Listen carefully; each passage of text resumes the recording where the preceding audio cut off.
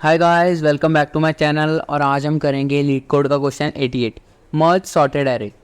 क्या दिया है हमें क्वेश्चन में? You're given two integer arrays nums1 and nums2 sorted in non decreasing order and two integers m and n representing the number of elements in nums of 1 and nums of 2।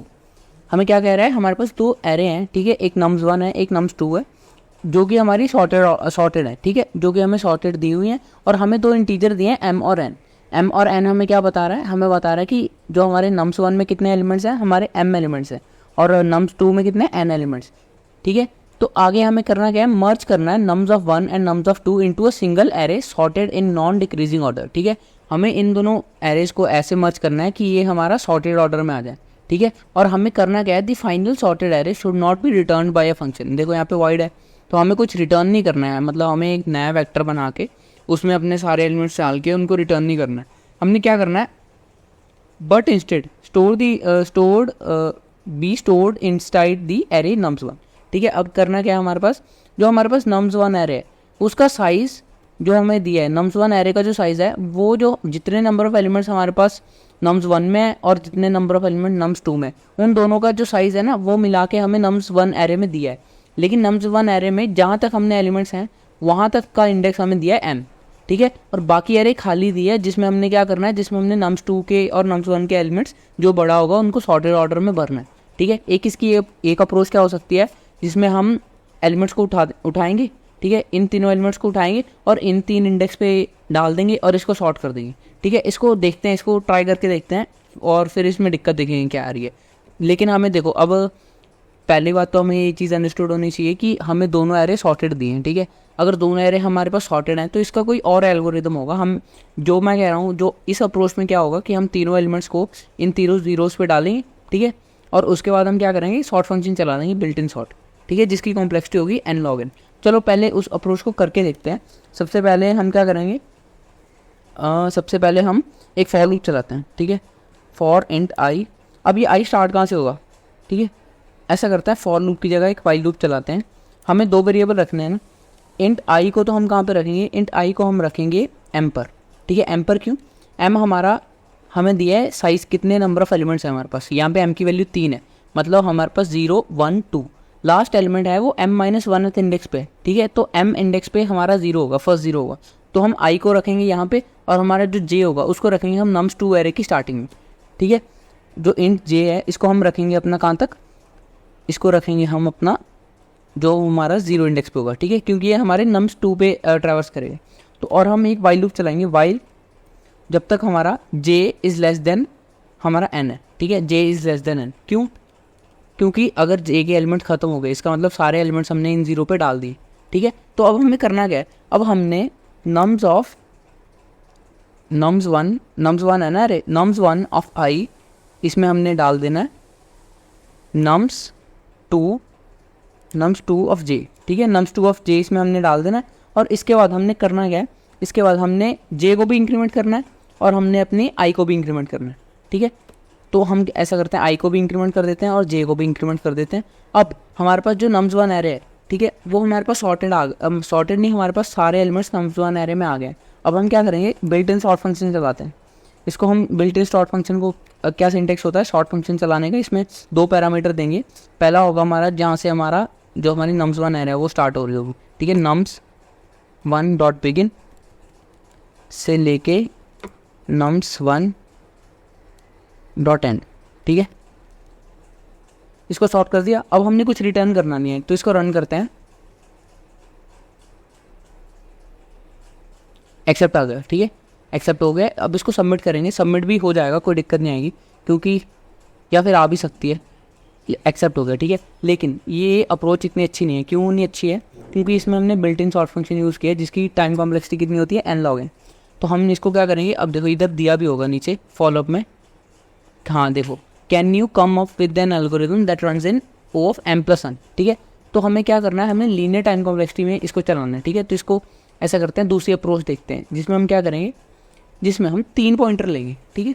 3 pointer क्यों लेंगे? एक pointer हम रखेंगे इस last index पर जो हमारा nums1 का लास्ट एलिमेंट होगा उस पर, एक इंडेक्स हम रखेंगे जो nums2 का लास्ट एलिमेंट होगा, और एक इंडेक्स रखेंगे हम जो हमारा जहाँ पे हमने एलिमेंट्स भरने हैं वो लास्ट इंडेक्स, ठीक है, मतलब nums1 एरे है जो उसका जो लास्ट इंडेक्स होगा, ठीक है, मतलब हमारा जो m+n-1 इंडेक्स होगा इस पे हम रखेंगे। तो हम करेंगे क्या, हम ये जो i वाला एलिमेंट होगा और j वाला एलिमेंट इनको कंपेयर करेंगे और जो इनमें से बड़ा होगा उसको हम k पे रख देंगे और अपने इंडेक्सेस को मूव करते रहेंगे, ठीक है। अब इसको हम स्टार्टिंग से क्यों नहीं स्टार्ट करेंगे, मतलब इसको हम i को 0 इंडेक्स पे रख दें, j को भी 0 इंडेक्स पे रख दें, तो होगा क्या कि हो सकता है ये जो हमारे एलिमेंट्स हैं इनका हमें डाटा चाहिए, ठीक है। क्यों, क्योंकि हमें पता नहीं है ये यहाँ पे इनका ऑर्डर यही रहेगा या फिर चेंज होगा। तो अगर एक बार हमने किसी एलिमेंट को ओवरराइट कर दिया, मान लो यहाँ पे 1 है, ठीक है, 1 तो ठीक है, यहाँ पे भी 2 है, ये भी सही रहेगा। अब देखो यहाँ पे 5 है, तो इस ये जो हमारे पास ये वाला टेस्ट केस है इसमें हमारा 1 2 3 की पोजीशन यही रहे। अब देखो इसमें ना 3 की पोजीशन चेंज होगी, यही नहीं रहेगी। अब देखो यहाँ पे 2 है, यहाँ पे 3 है, तो हमने जब यहाँ पे 2 भर दिया तो हमारे पास 3 लॉस्ट हो गया, ठीक है। तो हम क्या करेंगे, इसकी जगह हम उल्टी अप्रोच चलाएंगे जिसमें हम आई जे को पीछे से स्टार्ट करेंगे, ठीक है। तो इसमें हम 3 पॉइंट रखेंगे, एक हम रखेंगे इंट आई जिसको हम स्टार्ट करेंगे कहाँ से, m-1 पे रखेंगे इनिशियली। इंट जे को हम कहाँ रखेंगे, n-1 पे रखेंगे। और इंट हमारा k कहाँ रहेगा, k हमारा क्या होगा, अब हमारे पास हमें पता है कि इन दोनों में एलिमेंट्स कितने होंगे, m+n एलिमेंट्स हैं, तो लास्ट इंडेक्स क्या होगा, जितना भी हमारे एलिमेंट्स होते हैं उस जितना भी हमारा साइज़ होता है उसमें से एक माइनस कर देना है, ठीक है। तो इंट k क्या होगा, m+n-1, ठीक है। और अब वाइल लूप चलाएंगे, वाइल लूप में हम करेंगे इसकी कंडीशन बाद में देखते हैं, सबसे पहला काम हम कंपेयर करेंगे, ठीक है। अगर इफ़ हमारा nums1 ऑफ i, ठीक है, nums1 ऑफ i अगर ये होता है बड़ा, अभी ये छोटा है ना, तो ऐसा करते हैं, हाँ ऐसा करते हैं, इसी के हिसाब से चलते हैं। हमारा j यहाँ पे, i यहाँ पे, ठीक है। तो अगर हमारा nums1 ऑफ i अगर छोटा होता है, ठीक है, अगर छोटा होता है किससे, nums2 ऑफ j से, ठीक है, यहाँ पे हमारा j वाला इंडेक्स है, अगर इससे छोटा होता है तो हम क्या करेंगे, nums1 ऑफ k में, ठीक है, nums1 ऑफ k में हम क्या करेंगे, डाल देंगे हम nums2 ऑफ j, ठीक है। बड़े वाला एलिमेंट हमने डाल दिया, अब j को हमने डाल दिया तो हम क्या करेंगे, j को डिक्रीमेंट कर देंगे और k को भी डिक्रीमेंट कर देंगे, ठीक है। i को नहीं करेंगे क्योंकि i हमारा एलिमेंट हमने अभी अपने एरे में वो हमने सही पोजीशन पे उसके डाला नहीं है, ठीक है। तो हम क्या करेंगे, अब एक तो कर देंगे हम j को डिक्रीमेंट और कर देंगे हम अपने k को भी डिक्रीमेंट, ठीक है। एल्स मान लो ऐसा नहीं होता, ऐसा होता है कि हमारा जो nums1 ऑफ i है अगर वो बड़ा हो जाता है या फिर वो इक्वल हो जाता है, ठीक है, तो क्या होगा, तो हम क्या करेंगे, nums1 ऑफ k में हम क्या करेंगे, nums1 ऑफ k में हम डाल देंगे nums1 ऑफ i, ठीक है, nums1 ऑफ i डाल देंगे। इसके बाद वही काम करेंगे, i को भी डिक्रीमेंट कर देंगे और k को तो हमने डिक्रीमेंट करना ही करना है, ठीक है, k को भी डिक्रीमेंट कर दिया। अब इसकी लूप की कंडीशन क्या होगी, या तो अगर हमारा j अगर देखो अगर j हमारा 0 से बड़ा है या तो हमारा तब लूप चलेगा, या फिर जो हमारा i है, ठीक है, वो हमारा 0 से बड़ा है, ठीक है। तो हमारी कंडीशन क्या रहेगी, if j is greater than equal to 0 and जो हमारा i है वो भी ग्रेटर देन इक्वल टू 0, ठीक है। इसमें एंड क्यों आया, क्योंकि दोनों हमें ज़रूरी चाहिए, दोनों हमारे सही इंडेक्स पे चाहिए। क्यों चाहिए, क्योंकि मान लो हमने जब कंपैरिजन करना है i और j एलिमेंट्स का कंपैरिजन करना है, अगर j हमारा पीछे रह गया, मतलब j हमारा पीछे चला गया 0 से, या फिर i हमारा पीछे चला गया, तो हम कंपेयर नहीं कर पाएंगे, ठीक है, रन टाइम एरर आ जाएगा उसमें।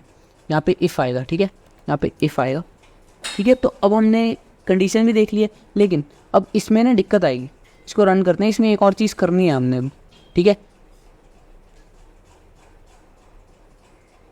देखो रॉन्ग आंसर आ रहा है, क्यों आ रहा है रॉन्ग आंसर, अब देखो मान लो j के सारे एलिमेंट्स हमारे पहले ख़त्म हो गए, ठीक है। अब देखो 6 की सही पोजीशन ये आ जाएगी, ठीक है, 5 की इससे यहाँ पे 5 आ जाएगा, उसके बाद यहाँ पे आ जाएगा 3 और यहाँ पे आ जाएगा 2, ठीक है। अब देखो j खत्म हो गए लेकिन i के एलिमेंट्स हमारे उधर ही पड़े हैं। ऐसा भी हो सकता है कि हमारे j के एलिमेंट्स, हमारा j इधर कहीं बीच में हो किसी इंडेक्स पे और i हमारा खत्म हो गया हो, तो हम क्या करेंगे, जब तक एंड में हमने ये वाले एलिमेंट्स भी तो हमने इस एरे में डालने हैं ना, तो हम क्या करेंगे, जब तक हमारा j है जो वो बड़ा है, ठीक है, 0 से, ठीक है, इक्वल टू बड़ा है 0 से, तो हम तब तक क्या करेंगे, तब तक हम यही काम करेंगे, हम अपने nums1 ऑफ k में क्या करेंगे, हम nums1 ऑफ k में अपने nums2 ऑफ j डाल देंगे और उसको डिक्रीमेंट कर देंगे, ठीक है, यही काम करेंगे हम।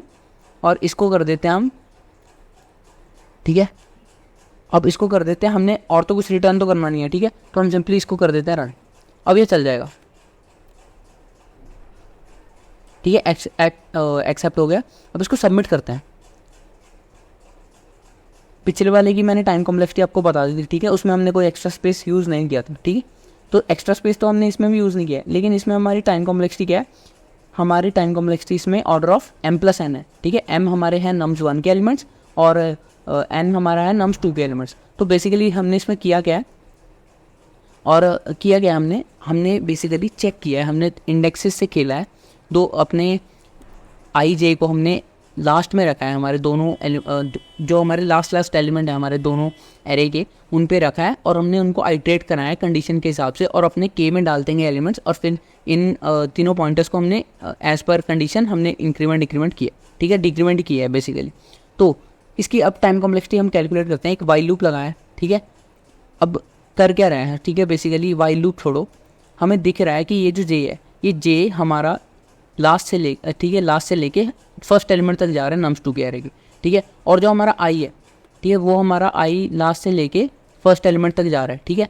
तो हो क्या रहा है, हमारी टाइम कॉम्प्लेक्सिटी कितनी होगी, हमारी टाइम कॉम्प्लेक्सिटी होगी इसमें m प्लस एन, यहाँ पे n एलिमेंट्स आइट्रेट कर रहा है, यहाँ पे n एलिमेंट्स आइट्रेट कर रहा है, यहाँ पे m एलिमेंट्स आइट्रेट कर रहा है, ठीक है। और ये जो हमने k चलाया, ये तो हम भर रहे हैं ना एलिमेंट्स, हम बेसिकली मूव तो आई जे को ही कर रहे हैं ना, k को हम तो अब देखो जहाँ भी हम k को डिक्रीमेंट कर रहे हैं उसके साथ या तो हम j को डिक्रीमेंट कर रहे हैं या फिर i को डिक्रीमेंट कर रहे हैं, ठीक है। तो k कुछ वो हमारा वैसे अगर वो उसको काउंट भी करें तब भी कॉम्प्लेक्सिटी तो हमारी सेम ऑर्डर की रहेगी, लेकिन वो काउंट ही नहीं होगा। क्यों नहीं होगा, क्योंकि जब भी हम दो ऑपरेशन साइमल्टेनियसली कर रहे हैं, क्या, अगर हम j को भी डिक्रीमेंट कर रहे हैं तो हम k को भी डिक्रीमेंट कर रहे हैं, या फिर अगर हम i को डिक्रीमेंट कर रहे हैं तो k को भी डिक्रीमेंट कर रहे हैं, ठीक है। तो और इसमें एक्स्ट्रा स्पेस तो हमने 3 वेरिएबल लिए हैं जिसको हम कांस्टेंट एक्स्ट्रा स्पेस मान सकते हैं, ठीक है। तो this was all about the code, और अगर वीडियो अच्छा लगा हो तो लाइक शेयर एंड सब्सक्राइब।